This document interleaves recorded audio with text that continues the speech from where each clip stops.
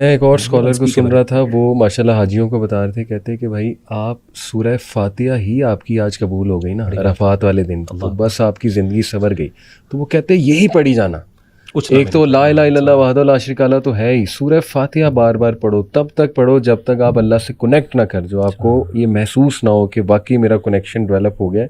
تو اسی کی طرف تھوڑا میں چاہوں گا مغیرہ ہم اور بات کریں. دیکھیں تہجد کی دعا، اللہم لک الحمد انت قیم السماوات والارض ومن فیہن ولک الحمد لک ملک السماوات والارض ومن فیہن، لمبی دعا حدیث سے ثابت ہے. اس میں بھی اللہ کی حمد ہے، اس میں بھی اللہ کی توحید ہے. آئی تھنک یہ تھوڑا سا اگر میں ماڈرن ٹرمنالوجی یوز کروں، دس از دا سیکرٹ کوڈ وچ انبیاء ایکچولی انڈرسٹوڈ کہ اللہ رب العالمین کی حمد بیان کرو، توحید کا اقرار کرو. اللہ کو پسند ہے کہ اللہ کی توحید کا اقرار کیا جائے، کیونکہ یہ جو بیسٹ ڈے پہ جو بیسٹ دعا ہے لا الہ الا اللہ وحدہ لا شریک لہ. انس بھائی کہتے ہیں کہ دیکھیں جی، اللہ سے زیادہ کس کو پتہ ہے کہ آپ کے مسئلے کیا ہیں؟ اللہ کو تو یہ بھی پتہ ہے کہ آپ نے فیوچر میں کون سی دعا کرنی ہے، آپ نے اگلے گھنٹے کون سی دعا کرنی ہے، آپ کو مسئلہ کون سے آنے والا ہے، یہ بھی اللہ کو پتہ ہے. اللہ اکبر. تو اللہ کے سامنے سر گڑ گڑا کر اس کی توحید کا اقرار کریں اور اپنی عاجزی کا اقرار کریں. اللہ تعالیٰ سے بہتر کوئی نہیں جانتا آپ کا مسئلہ حل کیسے ہوگا.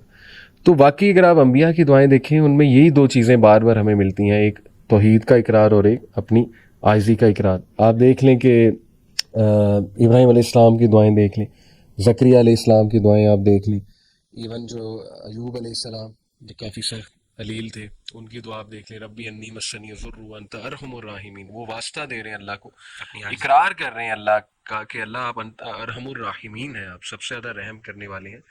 تو اس پہ میں چاہوں گا تھوڑا سا اور ہم شروع میں چاہتا ہوں کہ نا یہ فلسفہ مزید سمجھائیں، کیونکہ مجھے اس سوال بڑے آتے ہیں کہ میری دعا نہیں قبول ہو رہی، کافی عرصے سے میں دعا کر رہا ہوں یا کر رہی ہوں. تو پہلی بات، کیا دعا ہمیں کرنی بھی آتی ہے کہ نہیں کرنی آتی ہے، اور اس کے آداب کیا ہیں، اس کا فلسفہ کیا ہے، تھوڑا اس پہ میں چاہتا ہوں کہ ہم. اچھا، آپ نے جو سیدنا جو انبیاء کی مثال دی ہے، وہ سورۃ الحج سورہ انبیاء کے اندر اللہ تعالیٰ نے پورا ایک رکوع ہے جس میں ان آیات دعاؤں کا ذکر کیا، اور وہ ساری بالکل رائٹلی سیڈ، وہ ساری دعائیں ایسی ہیں. اور اس میں خاص طور پہ سیدنا زکریا کی مثال، بلکہ اگر آپ ان کو ان آیات ان دعاؤں کو ہم نکال لیں اور وہ ساتھ ساتھ کوڈ بھی کریں تو بڑا اچھا ہو جائے گا. یہ ایک مسنون دعائیں ہیں، ربنا لا تذرنی فردا وانت خیر الوارثین. اور علی بھائی جو مطلب میں تھوڑا سا یہاں پہ ایک اور پوائنٹ کی طرف آئیڈینٹیفائی، یعنی تھوڑی سی توجہ مبذول کروانا چاہتا ہوں. وہ یہ ہے کہ انبیاء کی جب ہم بات کرتے ہیں تو انبیاء کو اللہ تعالیٰ نے کس طریقے سے قرآن مجید میں ہیومنائز کیا ہے. یعنی ہم نے تو انبیاء کو تھوڑا سا ڈی ہیومنائز کیا نا. ہم نے سمجھا کہ شاید انبیاء اس دنیا کی مخلوق ہی نہیں تھے، ان کے مسئلے اور ہمارے مسئلے الگ نہیں تھے. قرآن مجید کے اندر اگر آپ انبیاء کی دعاؤں کو اکٹھا کریں تو آپ کو ان کی وہ دعائیں ملتی ہیں جو ہر بندے کا مسئلہ ہے، اور آپ کو وہ عاجزی، وہ انکساری، آپ کو وہ ہیلپلیسنس اللہ کے سامنے، وہ انکیپیسیٹیٹڈ ہے، ایک بندہ عاجز ہو گیا اللہ کے سامنے، وہ ساری آپ کو فیلنگز نظر آتی ہیں ایکسپریس ہوتی ہوئی. سیدنا زکریا کی مثال لے لیں. سیدنا زکریا علیہ الصلوۃ والسلام پریشان ہے کس بارے میں کہ اللہ تعالیٰ میرے بعد میرے گھر والوں کا کیا بنے گا. اور وہ انداز جو سورہ مریم کے اندر اللہ تعالیٰ نے ذکر کیا وہ بڑا عجیب ہے. کہا واشتعل الرأس شیبا ولم اکن بدعائک رب شقیا، کہ اللہ میرا جو ہے نا، میرے بال سفید ہو گئے ہیں سر کے، اور میری ہڈیاں، ربی انی وہن العظم منی، یعنی میری ہڈیاں کمزور ہو گئی ہیں، میرے بال سفید ہو گئے ہیں، اور میں اللہ کبھی بھی آپ سے دعا مانگ کے یعنی مایوس نہیں ہوا. ٹھیک ہے نا، دعائک رب شقیا، مایوس نہیں ہوا آپ سے دعا مانگ کے. اچھا آگے کیا کہا، وانی خفت الموالی من ورائی وکانت امراتی عاقرا فہب لی من لدنک ولیہ. کہا کہ اللہ مجھے اپنے بعد اپنے گھر والوں کا ڈر ہے. اگر آپ غور کریں کہ ایک بندے کو، ایک عام بندے، یہ ہر بندے کا مسئلہ ہے، یعنی ہر بندے کو مسئلہ ہے، خاص طور پہ جو شادی شدہ جس کے بچے ہیں، فیملی ہے، وہ یہ سوچتا ہے کہ یار میرے گھر والوں کو کیا بنے گا میرے بعد، میں I am the only one who is responsible for my family, میرے بچے چھوٹے ہیں، میری وائف ہے، کون دیکھے گا میرے بعد. اور یہ خوف ہوتا ہے. اور میں سمجھتا ہوں واقعی جب انسان کی اولاد ہوتی ہے نا، اس کے بعد انسان کا خوف بڑھ جاتا ہے دنیا کے اندر. انسان کا you have more reason to live in this world. بالکل صحیح. یعنی جب ایک بندہ تو بیچلر ہے تو وہ تو پھر لاؤ بالی ہے نا، اس کو تو پرواہ کوئی نہیں ہے، گھر والے بھی تنگ ہے اس سے، وہ خود بھی تنگ ہے، تو وہ چلا بھی چاہے تو دنیا سے اتنا ڈر نہیں ہے اس کو. لیکن جب اولاد ہے تو انسان کو سب سے بڑا ڈر کیا ہے؟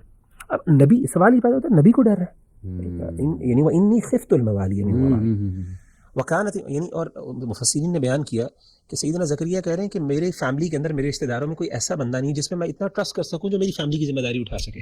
اللہ مجھے ایک نا ولی عہد عطا کر دیں، یعنی جو میرے بعد اس میری فیملی کا، میری بیوی کا خیال رکھ سکے، میرے گھر والوں کا خیال رکھ سکے. تو اب یہ جو چیز ہے، یہ دعائیں ہیں اور کس طریقے سے اللہ کے سامنے عاجز ہو گیا کہ اللہ لا تذرنی فردا، مجھے اکیلا نہ چھوڑی، وانت خیر الوارثین، تو بہترین وارثین میں سے ہے. تو اب سوال یہ پیدا ہوا کہ یہ چیزیں ایک یعنی ایک انبیاء کو ہیومنائز کرتی ہیں. بالکل کہ وہ انسان تھے، ان کے بھی وہ فیلنگز تھیں، ان کے بھی وہ احساسات تھے. یعنی اللہ معاف کرے، آپ کبھی بھی یہ نہ سمجھیے گا کہ وہ کسی اور دنیا سے تھے، ان کی وہ طلب نہیں تھی جو ہماری ہے. تو جب ہم ان چیزوں کو دیکھتے ہیں نا، پھر ہم اپریشیٹ بھی زیادہ کر سکتے ہیں اور ریلیٹ بھی کر سکتے ہیں. صحیح.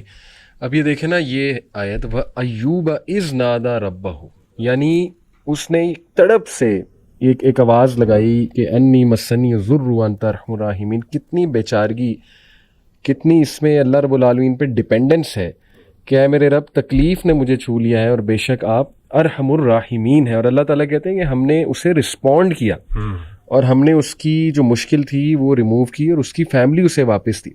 اور پھر دیکھیں کہ اللہ تعالیٰ حضرت اسماعیل کا، ذوالکفل کا، یہ جو آپ نے رکوع ذکر کیا نا سورہ انبیاء کا آیت نمبر 83 آنورڈز، حضرت ادریس کا ذکر کیا اللہ رب العالمین نے، اور انہیں سب کو کہا کل من الصابرین، یہ سب کے سب جو ہے وہ صبر کرنے والے. پھر ذوالنون کا ذکر ہے، اور سبحان اللہ ان کی اللہ کہتے ہیں فنادى فی الظلمات، یعنی اس نے ظلمات میں سے، اندھیروں میں سے اس بندے نے پکارا لا الہ الا انت سبحانک انی کنت من الظالمین. اور اس کو اسم العظم بھی کہا جاتا ہے. جی روایت کے مطابق اسم العظم جو ہے، یعنی جب بھی انسان اس کو کوٹ کر کے اس کا ریفرنس دے کے اللہ سے مانگتا ہے تو اللہ اس کو عطا کرتا ہے. بالکل ایسی ہے. تو یہ تو چلیں زبردست ایک ثابت ہو گیا کہ اللہ رب العالمین سے جب مانگنا ہے تو اللہ خوب توحید کا اپنے اقرار کرنا ہے اللہ کی، اور اپنی عاجزی کا اقرار کرنا ہے. اب کچھ مائنڈ سیٹ دعا سے پہلے، جیسے ہمارے نبی صلی اللہ علیہ وسلم نے باقاعدہ یہ سکھایا کہ فل آپٹیمسٹک ہو کے دعا مانگو.